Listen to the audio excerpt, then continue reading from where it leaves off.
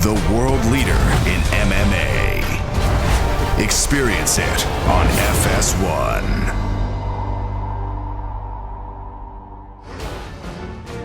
Hello, Milwaukee. Now, actually, it is pronounced Milwaukee, which is Algonquin for the good land.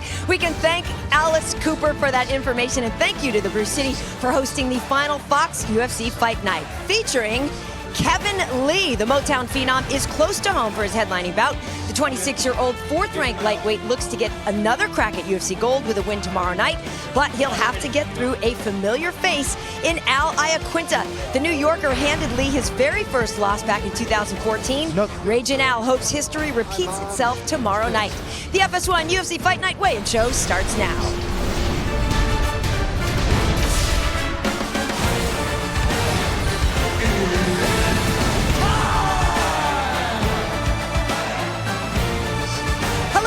Welcome inside the Pfizer Forum in downtown Milwaukee, Wisconsin. I am Karen Bryant. We pulled out all the stops for the final Fox UFC Fight Night going four wide. We have got the reigning, defending welterweight champion of the world. She really drags that out. Smoking up. Tyron Woodley. My word, what is going on? I know, you know. And what am I, chopped liver? The former Thank you. middleweight king. Okay. The one, the Okay. only, the Count Michael Bisping, and Laura Sanko, our And mine was real short, but that's okay. I'm sorry, we gotta Laura Sanko.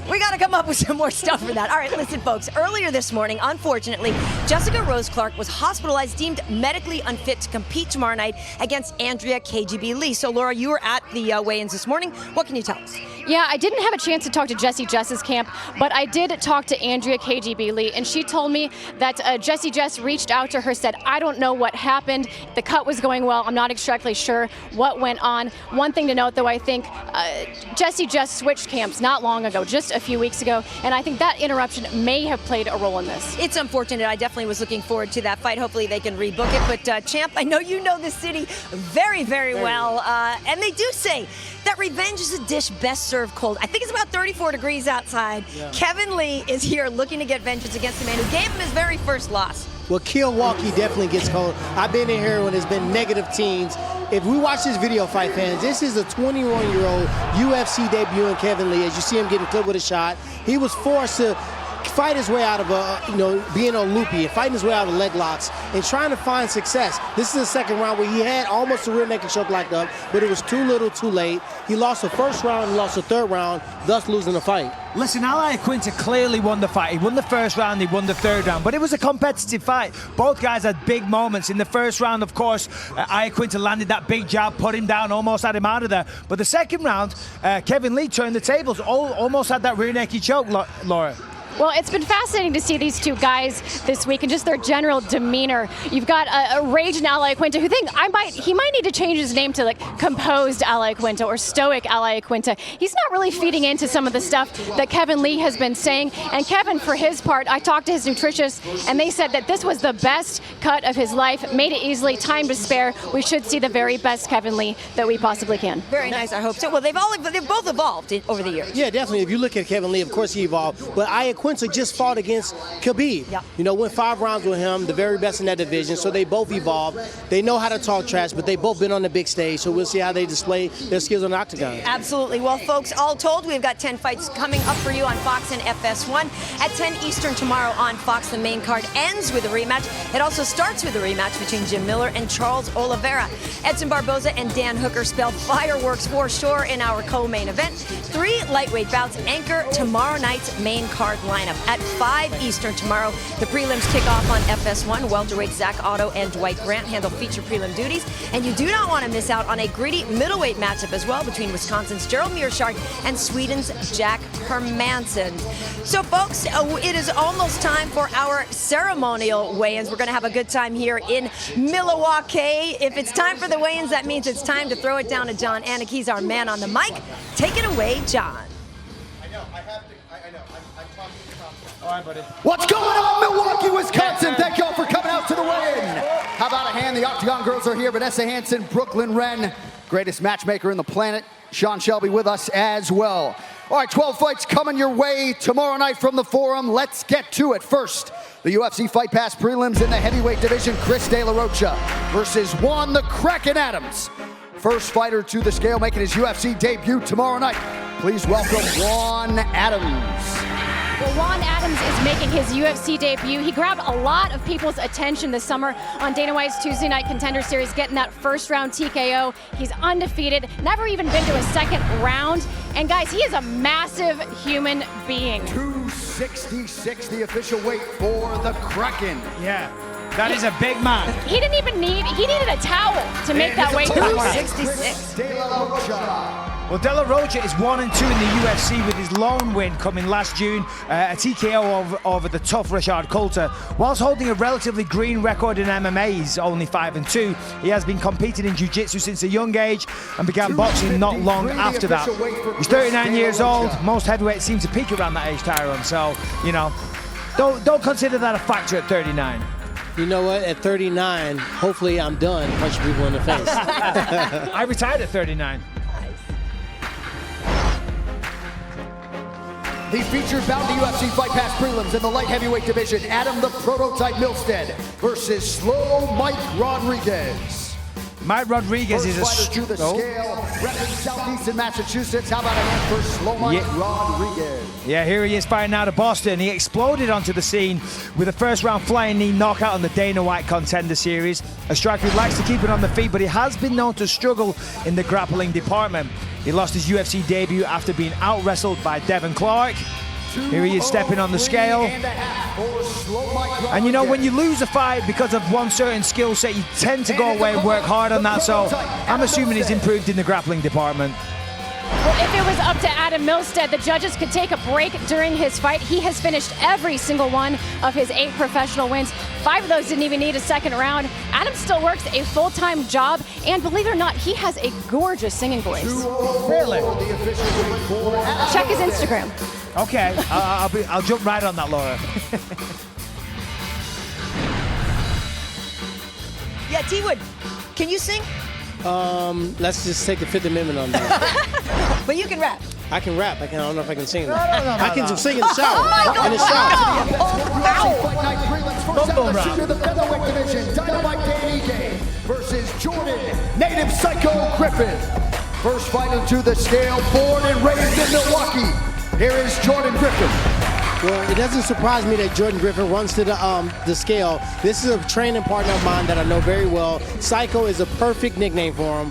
146, the official weight for Native Psycho. Over the last couple of years, he's definitely been one of the most improved Rufus Sport fighters. And he just likes to mix it up. He's going to have fun out there and be smiling and showing his mouthpiece a lot. Well, here's Dan Dynamite Ige fighting out of Hawaii, 27 years old.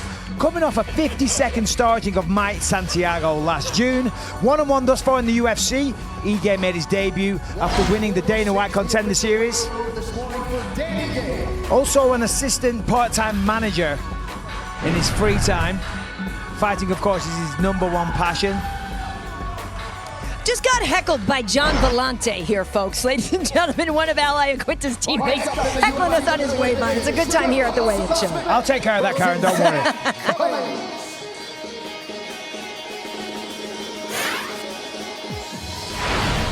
Zach Cummings is making his way back up to middleweight for the first time in 5 years. He's a guy with heavy hands, but he also has a very tricky submission game. He's got 11 submissions by 6 different types. I've seen it firsthand, guys. I've trained with this guy for 8 years now, and he is no joke on the ground. As we like to say in Kansas City, he's farm strong. He's got the farm strength. Definitely. And Also, also, man strength is that. Yeah. No, farm. I said farm. well, he should be farm fired up. You know, Zach and Trevor Smith now are going to be fighting on FS1 instead of the Fight Pass prelims due to the fact that we lost the Andrea Lee Jesse Jess fight. And speaking of Trevor Smith, I'm like, he looked really familiar. I think I saw him in the Big 12 wrestling for Iowa State. Okay. Junior college national champion. He is a grinder. He has 9 submission victories, 9 finishes in the first round. What I like about this fight, both of these guys have a grappling base and grappling background. 186, the official weight for Trevor Smith. But they're not afraid to mix it up. You know, I had Zach Cummings in training camp for Robbie Lawler. Extremely strong, as Laura said. But these guys are well-rounded and been in the game for a long time. They kind of look alike, too. They kind of do. Kind of that same look going.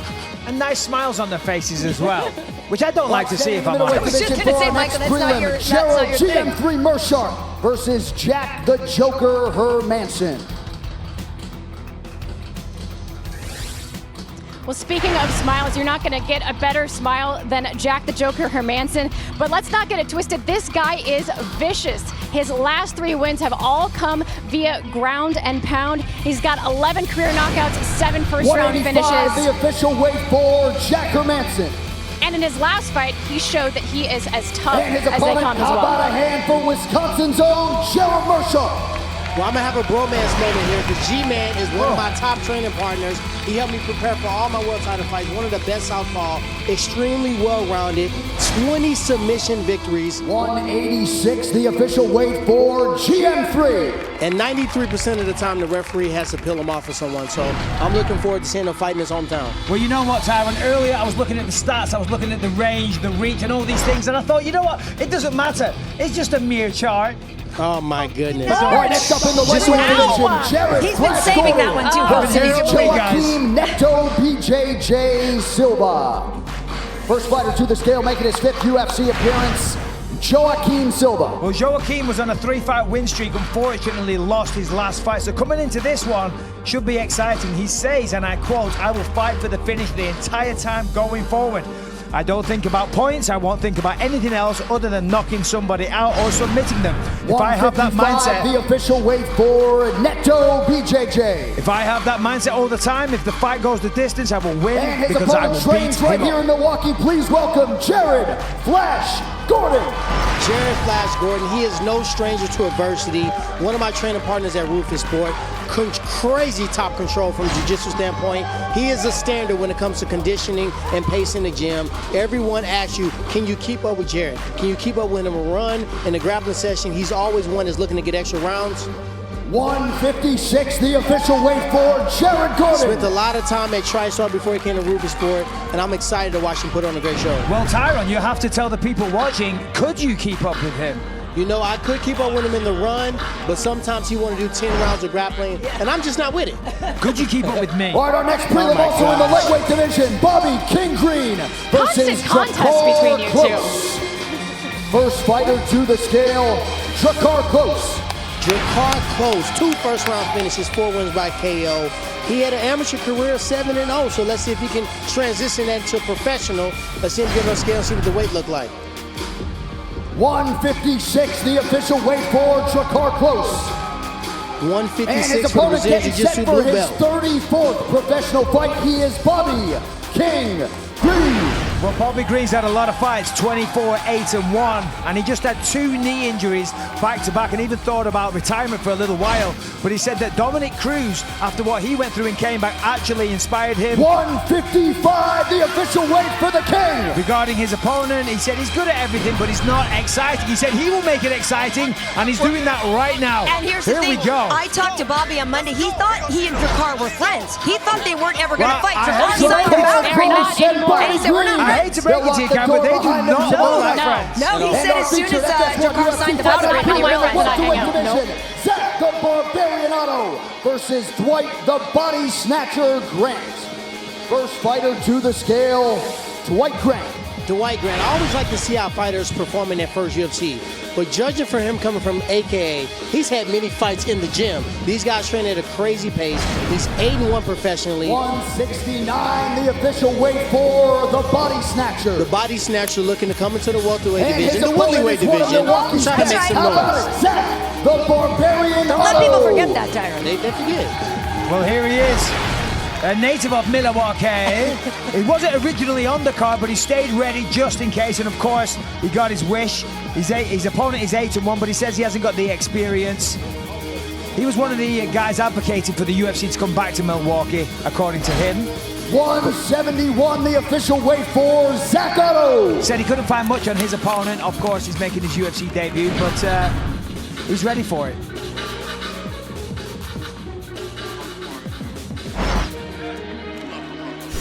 Welcome back to the Fox Sports Desk. You can catch the next 4 bouts on Fox tomorrow at 8 Eastern, starting with a rematch between Jim Miller and Charles Oliveira. Champ, why don't you start us off with the Brazilian Charles Oliveira. It's a few rematches on this Yeah, card. just a If you look couple. at Charles Oliveira, you look at 20-plus UFC fights, 12-plus performance bonuses. He's known for a submission, and guess what? He has a record for the most submissions in UFC.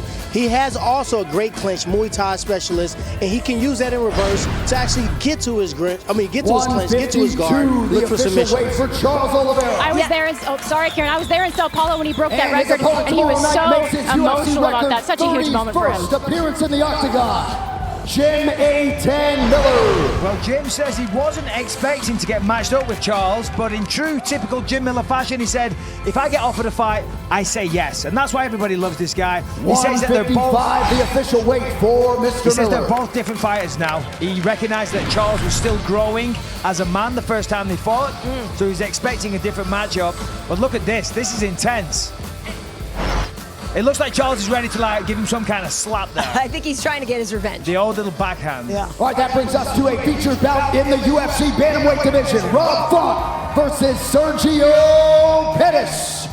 First fighter to the scale, repping Rufus Sport Fight Team here in Milwaukee, Sergio Pettis. Sergio Pettis is one of the most technical, strategic strikers in this division, as well as the Rufus Sport Camp.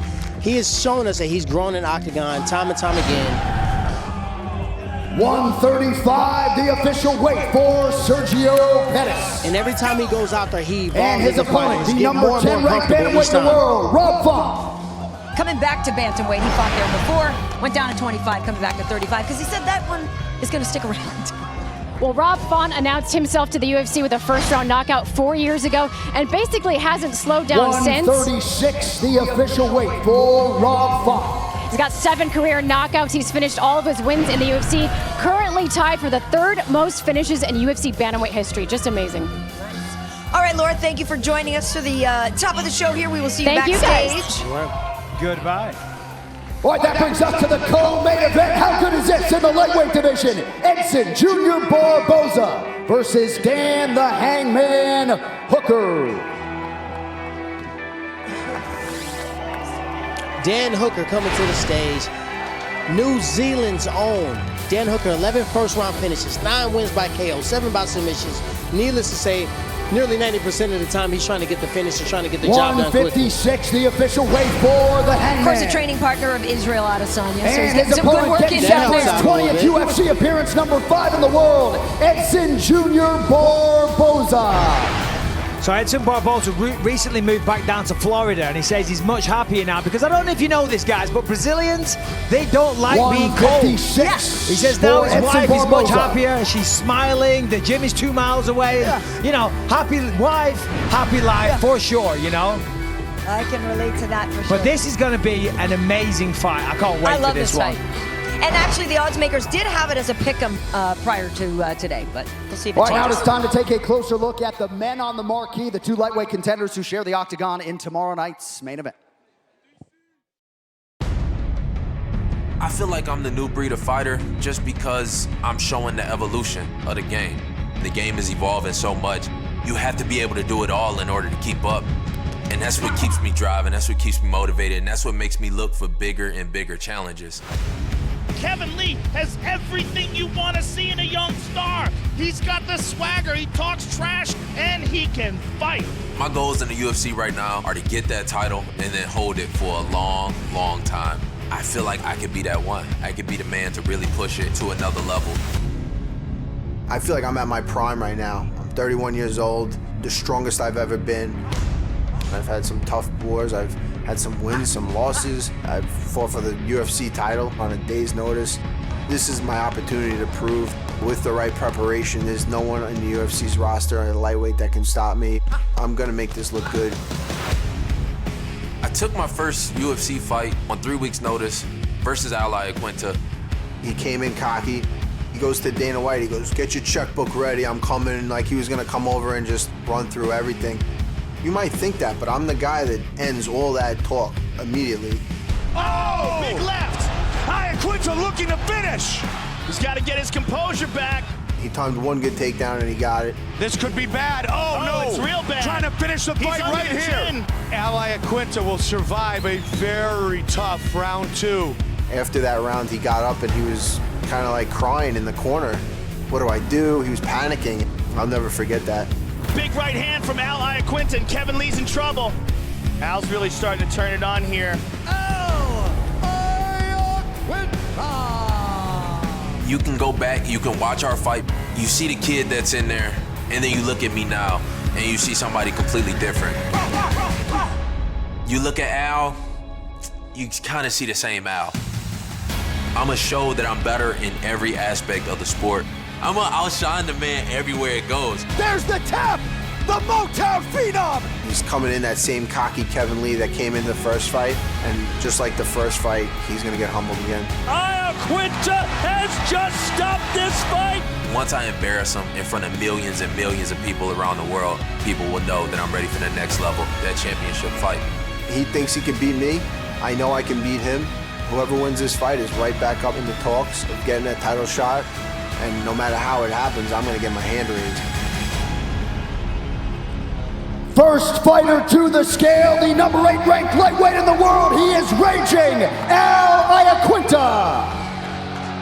Well, both guys have evolved a lot since that first fight, and in fact, Al says that Kevin is lucky that he didn't fight him now, otherwise he'd get KO'd in the first round. 156, the Both official guys had a lot to say Iaquinta. leading up to this fight. Kevin says that Al is going back to the prelims after this fight. Obviously, Al didn't like that. Things have got personal. Well, Kevin Lee is not short of any words or any swagger. Goes by the code of 25 to life, Detroit song, but he spent a lot of time training here in Milwaukee. Kevin has fought for an interim title. Iaquinta's fought for a world title. They both are trying to position themselves right back in the hunt. 156, the official weight for Kevin Lee. Right back in the hunt for a world title. Notable wins over Chiesa and Barbosa. That was a phenomenal destruction of Barbosa, and I think that really showed his evolution.